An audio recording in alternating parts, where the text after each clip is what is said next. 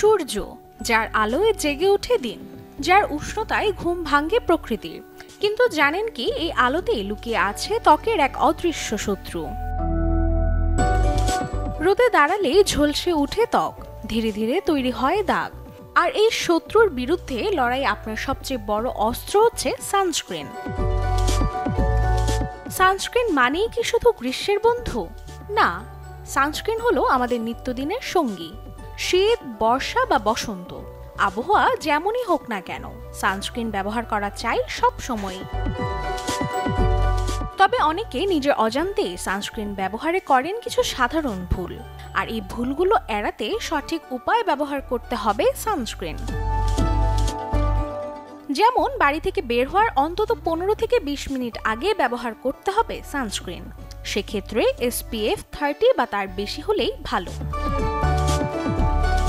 শুধু দিনে একবার মুখে সানস্ক্রিন লাগালেই চলবে না, অন্তত 2 থেকে 3 ঘন্টা পর পর রিঅ্যাপ্লাই করা জরুরি। ঘাম, পানি বা তোয়ালে দিয়ে মুখ মোছার পর সানস্ক্রিন উঠে যেতে পারে, তাই বাহিরে থাকলে মাঝে মাঝে আবার ব্যবহার করে নিতে পারেন সানস্ক্রিন। এদিকে অনেকেই মনে করেন ঘরের ভেতরে থাকলে সানস্ক্রিনের কোনো দরকার নেই, কিন্তু UVA রশ্মি কাঁচ ভেদ করে আসতে পারে ঘরের ভেতর। তাই জানালার পাশে বসেও আপনি সুরক্ষিত নন, আর তাই ঘরে থাকলেও ব্যবহার করা উত্তম সানস্ক্রিন। ত্বকের সুরক্ষা কোনো বিলাসিতা নয়, এটি প্রতিদিনের একটি অভ্যাস। তাই ত্বককে নিরাপদ রাখতে আরও যত্নশীল হওয়া জরুরি। Desk report, channel 24।